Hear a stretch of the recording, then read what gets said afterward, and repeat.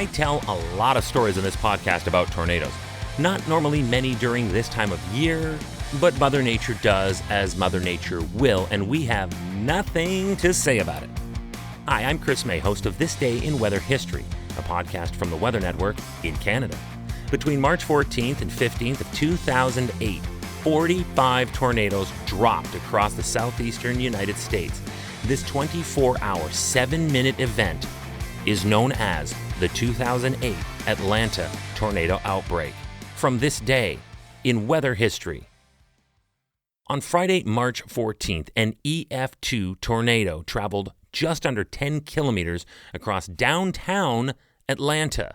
So, right off the bat, let's take a look at this logistically.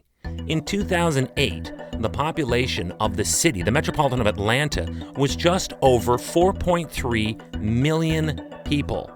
That is a ton of people under the gun of looming tornadoes.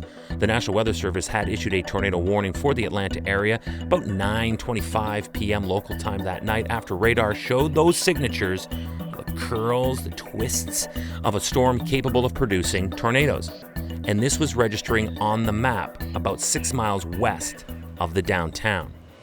The National Weather Service confirmed that a tornado did indeed strike in the heart of downtown Atlanta, producing winds of up to 110 miles per hour. That's about 177 kilometers per hour.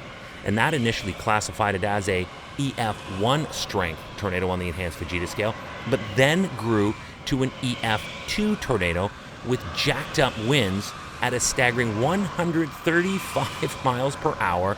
That is about 217 kilometers per hour.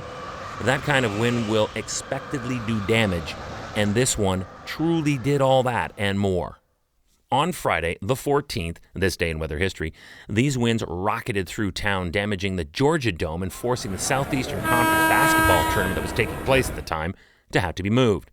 The tourney was in the Georgia Dome when the wind ripped a hole in the roof, delaying Mississippi State's Go Bulldogs 69-67 overtime win over the Alabama Crimson Tide, Roll Tide, for 64 minutes.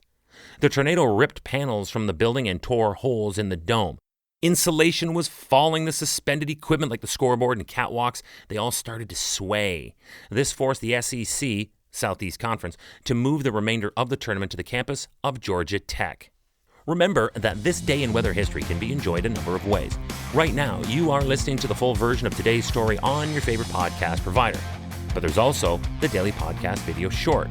They're shot right here in my podcast studio, so you get that perspective, and oftentimes they will include visuals from that day's event from when it happened in weather history. So after listening to the full story, thank you for that, by the way, go check out the podcast video short on television or online at theweathernetwork.com/weather history.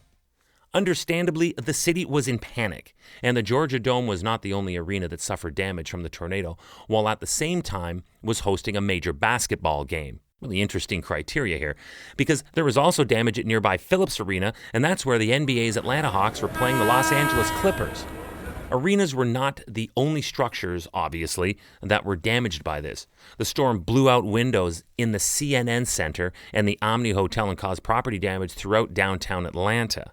The cyclone created turmoil everywhere it swept. Remember what we looked at off the top of this episode? If you have a population of about 4.5 million, you likely have density, and Atlanta is world-class density. Along its path, this tornado damaged more buildings, including the Georgia World Congress Center, Grady Hotel, Jimmy Carter Presidential Library and Museum, Martin Luther King Center, Westin Peachtree Plaza Hotel, the Ritz-Carlton, over 50 homes, and much, much more. Georgia Power Company also said that about 10,000 customers had lost power in the downtown area. This day in weather history. Tomorrow is March 15th, and we are not going too far back in time for this one. It was between March 14th through the 31st of 2019 when the historic Midwest flooding inundated millions of acres of agriculture. The states most affected by this included Nebraska, Iowa, Missouri, South Dakota, Minnesota, North Dakota, Wisconsin, and Michigan. We will find out just how this could happen and the extent of its damage tomorrow on This Day in Weather History with me, your host, Chris May.